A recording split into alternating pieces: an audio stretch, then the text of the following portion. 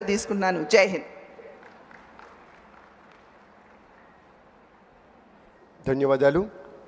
ప్రియతమ యువ నాయకులు, గౌరవనీయ ఐటీ శాఖ మంత్రులు, ఎలక్ట్రానిక్స్ అండ్ కమ్యూనికేషన్ శాఖ మంత్రులు శ్రీ నారా లోకేష్ బాబు గారిని మాట్లాడవలసిందిగా మనవి.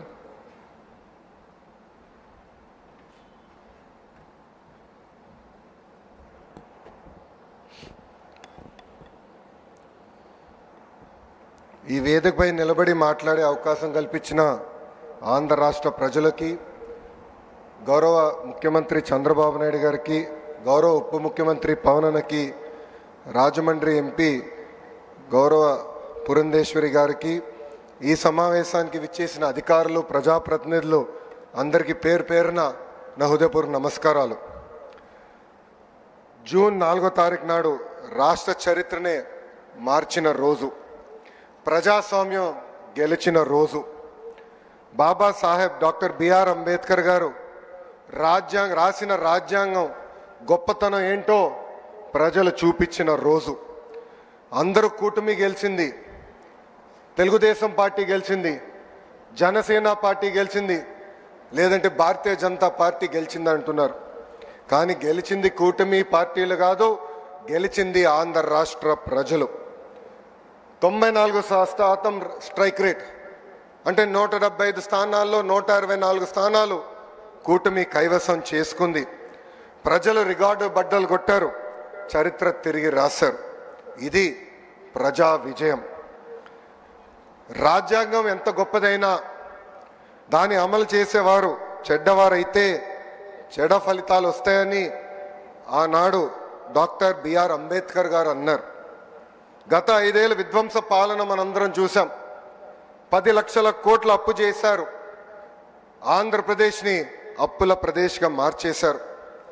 ఒక కొత్త కంపెనీ తీసుకురాకపోగా ఉన్న కంపెనీల్ని పక్క రాష్ట్రానికి తరిమేసే పరిస్థితి మనందరం చూసాం.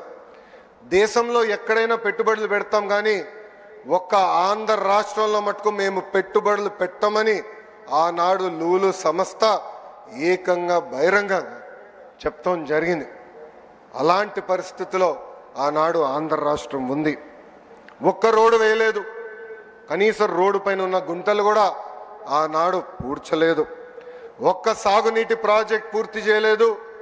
వరంలాగున్న డ్రిప్ ఇరిగేషన్ ఏకంగా ఇచ్చే సబ్సిడీ కూడా రద్దు చేశారు. ఇంకా వెలుగొండ ప్రాజెక్ట్ పూర్తి కాకుండా ముందల్నే జాతికి అంకితం చేసే సందర్భాలు మనం చూసాం. కప్పుడు నీళ్లు పోసి కుప్పంకు నీరు తీసుకొచ్చామని ఆనాటి పాలకులు అన్నారు. కడప స్టీల్ ప్లాంట్కి 2 సార్లు శంకుస్థాపన చేశారు, అక్కడ కనీసం ఒక్క ఇటుక కూడా పడలేదు.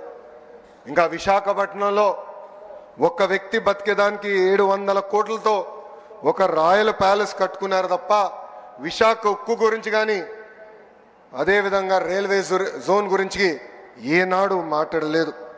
5 ఏళ్ళు అరాచక పాలన, శంకుస్థాపన చేశారు, అక్కడ కనీసం ఒక్క ఇటుక కూడా పడలేదు.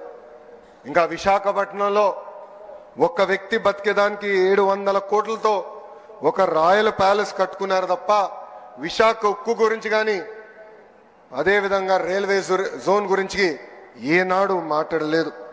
5 ఏళ్ళు అరాచక పాలన ప్రజలు చూశారు. ఏకంగా దళితుల్ని చంపి డోర్ డెలివరీలు చేసిన రోజులు ప్రజలు చూశారు. కోవిడ్ సమయంలో మాస్క్ అరిగినందుకు ఒక డాక్టర్ని ఎంత కిరాతకంగా చంపారో ప్రజలు చూశారు.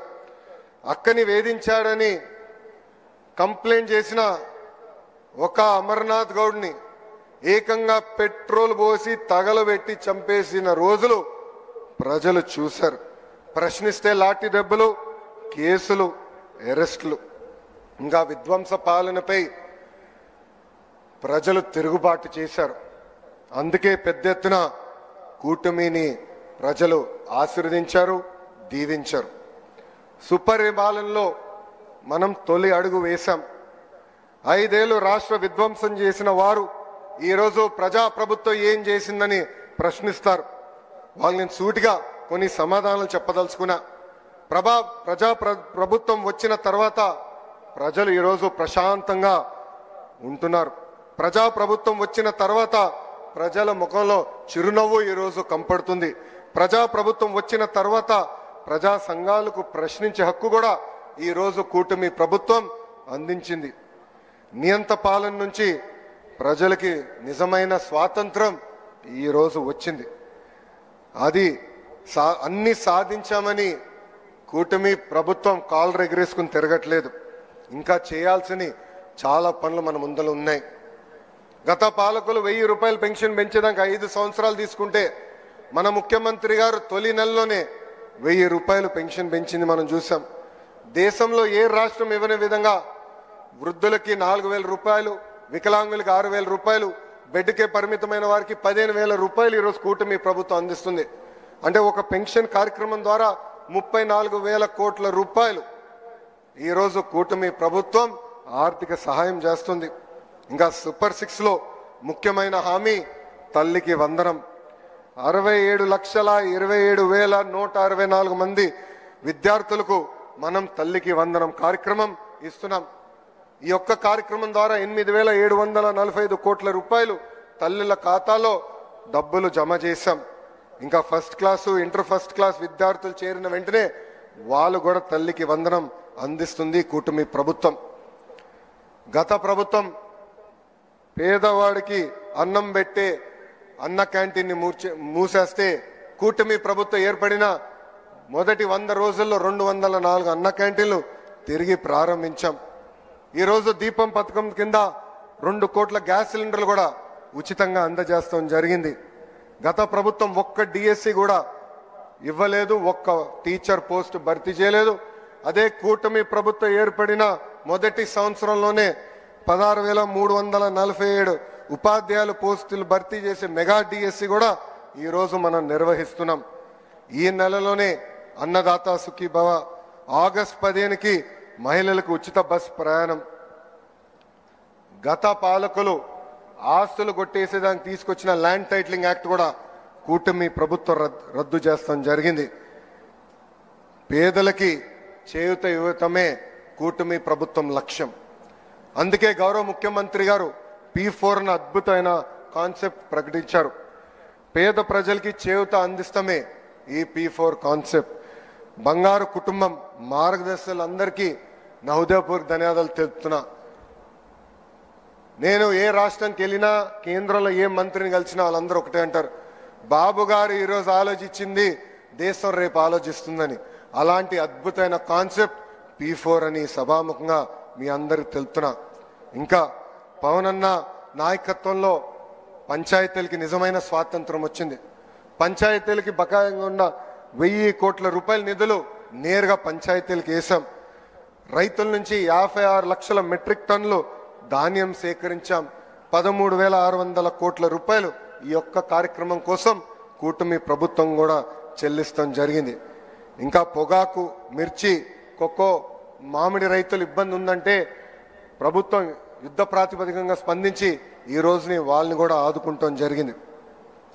అభివృద్ధి వికేంద్రీకరణం అనేది కూటమి ప్రభుత్వం ఎజెండా. కేవలం ఒక ఏడాదిలోనే 9.5 లక్షల కోట్ల పెట్టుబడి, వాటి ద్వారా 8 లక్షల మందికి ఉద్యోగాల కల్పన కోసం ఒప్పందాలు కుదిరించుకున్నాం. రాయలసీమను ఒక automotive, electronics, horticulture, renewable energy హబ్గా కూటమి ప్రభుత్వం తీర్చిదిద్దుతుంది. ఏకంగా LG ఎలక్ట్రానిక్స్, రెన్యూ లాంటి సంస్థల్ని రాయలసీమకి ఈ మొదటి సంవత్సరంలో మేము తీసుకొచ్చాం. ఇంకా ప్రకాశం జిల్లాలో రిలయన్స్ CBG ప్లాంట్లు ఏర్పాటు చేస్తున్నాం. ఉభయ గోదావరి జిల్లాలో ఆక్వాని పెద్ద ఎత్తున ప్రోత్సహిస్తున్నాం. ఉత్తరాంధ్రలో ప్రత్యేకంగా IT, ఫార్మా, మెడికల్ ఎక్విప్మెంట్ తయారీ హబ్గా మార్చేందుకు ప్రభుత్వం అన్ని అడుగులు వేస్తుంది. ఏకంగా ఆర్సిలర్ మిత్తల్ ప్రాజెక్ట్, ఒక TCS, ఒక కాగ్నిసెంట్ కూడా ఉత్తరాంధ్రకి ఈరోజు కూటమి ప్రభుత్వం తీసుకొచ్చింది. మన ప్రభుత్వం డబుల్ ఇంజిన్ సర్కార్. మన నమో రాష్ట్రం కోరిన అన్ని కోరికలు ఈరోజు తీరుస్తున్నారు. అమరావతి పనులు ఈరోజు డబుల్ స్పీడ్లో పట్టాలెక్కించాం. పోలవరంకి ఏకంగా 12,000 కోట్ల రూపాయలు కేటాయించారు. ఒక విశాఖ ఉక్కు కాపాడడానికి 11,500 కోట్ల రూపాయలు ఈరోజు మన నిధులు ఇస్తాం జరిగింది. ఇంకా ఉర్వకల్ కొప్పర్తి ఇండస్ట్రియల్ నోడ్కు 5,000 కోట్ల రూపాయలు కేంద్ర ప్రభుత్వం మనకి సహాయం చేసింది. Visakha railway zone, Bhogapuram airport పనులు వేగంగా ఈరోజు జరుగుతున్నాయి. ఇంకా కర్నూలు హైకోర్టు బెంచ్ ఏర్పాటు కోసం కూడా కేంద్ర ప్రభుత్వం సహకరిస్తుంది. ఇది ఈ డబుల్ ఇంజిన్ సర్కారు వారినే సాధ్యమని దయచేసి ఇక్కడున్న మనందరం గమనించాలని కోరుతున్నా. నేను విద్యాశాఖ మంత్రిని. నా శాఖలో తీసుకువచ్చిన అనేక సంస్కరణల గురించి కూడా ఒక నిమిషం మీ అందరికి చెప్పదలుచుకున్నా. రాజకీయాలకు అతీతంగా విద్యా వ్యవస్థ ఉండాలని బలంగా నమ్మే ప్రభుత్వం ఈ కుటుంబీ ప్రభుత్వం. గతం పాలనలో ఫోటోలు, రంగుల పిచ్చిలు మనందరం చూసాం. పుస్తకాల పైన, బ్యాగుల పైన, బెల్ట్ల పైన, చివరిగా కోడిగుడ్డు పైన కూడా ఫోటోలు పెట్టే పరిస్థితి. ఏకంగా ఫీ రీంబర్స్మెంట్ నుంచి చిక్కి వరకు 6,500 కోట్ల రూపాయల బకాయిలు మన నెత్తిపైన పెట్టి వాళ్ళు పోయారు. ఇంకా మధ్యాహ్నం భోజనం కూడా ఆనాడు బకాయిలు పెడితే కూటమి ప్రభుత్వం అధికారంలోకి వచ్చిన తర్వాత నాదెండ్ల మనోహర్ గారు నేను కలిసి మధ్యాహ్న భోజనంలో ఈరోజు సన్న బియ్యం కూడా కూటమి ప్రభుత్వం అందజేస్తుంది. స్కూల్ కిట్కి ఏకంగా డాక్టర్ సర్వేపల్లి రాధాకృష్ణ గారి పేరుతో అందిస్తాం కూడా జరుగుతుంది. మారుతున్న కాలానికి తగ్గట్టుగా కేజీ నుంచి పీజీ వరకు కరికులం కూడా మేము మార్చుతున్నాం. బ్యాగ్ బరువు తగ్గించేదానికి సెమిస్టర్ వైడ్ డివైడ్ చేసి ఏకంగా పుస్తకాలు కూడా పిల్లలకి ఈరోజు అందించాం. పుస్తకాల దగ్గర నుంచి చిక్కీల వరకు పార్టీ రంగులు లేవు. ముఖ్యమంత్రి గారు ఫోటో లేదు, విద్యాశాఖ మంత్రి గారు కూడా ఫోటో లేకుండా ఈ పిల్లలకి ఈరోజు కూటమి ప్రభుత్వం అందిస్తుంది. ఇంకా నేను విద్యాశాఖ మంత్రి అయినప్పుడు టెక్స్ట్ బుక్లు చూసా. ఇంటి పనులు ఫోటోలు ఉంటే అన్ని మగవాళ్ళు చేసే ఫోటోలే ఉన్నాయి. అది మారాలని బలంగా నమ్మి ఈ సంవత్సరం టెక్స్ట్ బుక్లో ఇంటి పనుల ఫోటోలు సగం ఆడవాళ్ళు సగం మగవాళ్ళు చేసే పరిస్థితి ఫోటోలు కూటమి ప్రభుత్వం పుస్తకాల్లో కూడా పెడతాం జరిగింది. ఇంతేకాదు మన ప్రభుత్వం ఏడుపడి నాటికి 1 క్లాస్ 1 టీచర్ కేవలం 1200 ప్రాథమిక పాఠశాలలుంటే జియో 21 ద్వారా ఈరోజు 9,800 పాఠశాలలకి తీసుకెళ్తాం జరిగింది. ఇంకా ఆనాడు ఉపాధ్యాయులందరూ నన్ను కోరారు నా పాదయాత్రలో జియో 117 రద్దు చేయమని.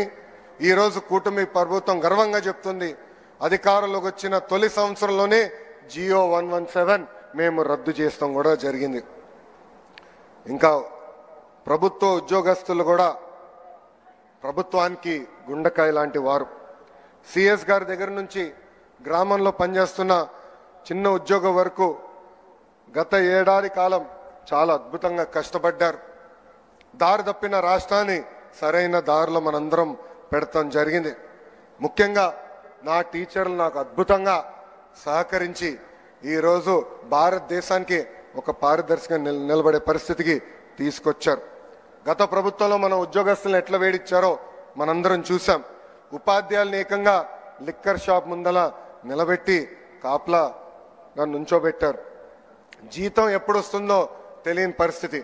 అలాంటిది కూటమి ప్రభుత్వం ఏర్పడిన తొలి నెల నుంచే 1వ తారీఖు నాడే ఉద్యోగస్తుల జీతాలు కూడా మేము చెల్లిస్తున్నాం. ఏదైనా సమస్య వస్తుంటే కూర్చుని మనందరం మాట్లాడుకుంటున్నాం. సంఘాలకి ఏమైనా ఇబ్బంది ఉందంటే మన తలుపులు తెరిచి వాళ్ళని ఆహ్వానించి కూర్చుని మాట్లాడే పరిస్థితి మనందరం ఈరోజు తీసుకొచ్చాం. నేను ఇప్పటికీ 65 ప్రజా దర్బారులు చేశా. ప్రజలు ఎదుర్కొంటున్న సమస్యలు నేను నేరుగా తెలుసుకుంటున్నా. అవన్నీ నీట్గా డిపార్ట్మెంట్ వారిగా డాక్యుమెంట్ చేసి ఎప్పుడు క్యాబినెట్ మీటింగ్ ఉంటే ఒక 20 నిమిషాల ముందలెళ్ళి ప్రతి మంత్రి గారు కూడా నేను ఆ వివరాలు ఇస్తాం జరుగుతుంది. ఇక్కడున్న మిమ్మల్ని అందరం కూడా నేను కోరుతున్నా, ప్రజలు మన దగ్గరికి వచ్చినప్పుడు ఆప్యాయంగా పలకాలి, కూర్చోబెట్టాలి, వాళ్ళ సమస్యలు పరిష్కరించడానికి మనం ప్రయత్నించాలి.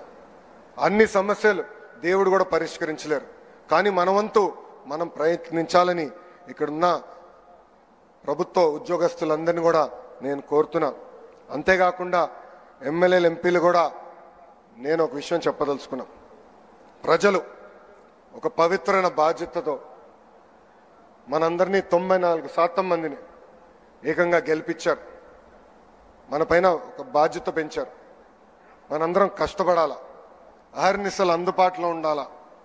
మన నియోజకవర్గానికి ఒక విజనింగ్ ఎక్సర్సైజ్ ఈరోజు గౌరవ ముఖ్యమంత్రి గారు ప్రజెంట్ చేయబోతున్నారు. ఆ విజనింగ్ ఎక్సర్సైజ్ అధికారులతో కూర్చుని డెవలప్ చేసి రాబోయే రోజులు అంటే వచ్చే 4 సంవత్సరం మన నియోజకవర్గాన్ని ఎలా అభివృద్ధి చేయాలి అనే దానిపైన అందరం కూర్చుని పనిచేయాల్సిన అవసరం చాలా చాలా ఉంది. నేను అనేక కంపెనీల ఓపెనింగ్కి వెళ్ళినప్పుడు కానీ ఫౌండేషన్ స్టోన్ వేసినాక వెళ్ళినప్పుడు అక్కడున్న శాసనసభ్యులందరినీ కోరేది ఒకటే, మనందరం పోటీ పడాలి, మన నియోజకవర్గానికి పెట్టుబడులు తీసుకురావాలి. ఆ పోటీతత్వం వల్లనే మనందరం ముందరికెళ్ళొచ్చు, మన నియోజకవర్గాన్ని మనం అభివృద్ధి చేసుకోవచ్చు. మనం గతంలో చూసాం 151 స్థానాలు 11 అయింది. దానికి కారణం ఒకటే, అహంకారం. అహంకారం మనకు అవసరంలా, ప్రజలకు అందుబాటులో ఉండాలా, వాళ్ళ సమస్యలు తెలుసుకోవాలా, అహర్నిశలు పరిష్కరించే మార్గంలో మనందరం కలిసికట్టుగా నడవాలని ఈ సభాముఖంగా కోరుకుంటూ, సంవత్సరం అయింది, సుపరిపాలన తొలి అడుగు మాత్రమే, చేయాల్సిన అనేక కార్యక్రమాలు ఉన్నాయి, కలిసికట్టుగా చేద్దాం. అన్ని రంగాల్లో భారతదేశంలోనే ఆంధ్రప్రదేశ్ని నంబర్ 1 చేసే బాధ్యత ఇక్కడ కూర్చున్న మనందరి పైన ఉందని ఈ సభాముఖంగా తెలుపుకుంటూ, నాకు ఇంత అద్భుతమైన అవకాశం ఇచ్చిన గౌరవ ముఖ్యమంత్రి చంద్రబాబు నాయుడు గారికి, ఉప ముఖ్యమంత్రి పవన్ అన్నకి, బీజేపీ రాష్ట్ర అధ్యక్షురాలు పురంధేశ్వరి గారికి నా హృదయపూర్వక ధన్యవాదాలు తెలుపుకుంటూ మీ అందరి దగ్గర నుంచి సెలవు తీసుకుంటున్నా. నేను ఇప్పుడు వందే చెప్తాను, మీరు మాత్రం చెప్పాలి. వందే వందే. జై హింద్, జై హింద్. అందరికి నమస్కారం.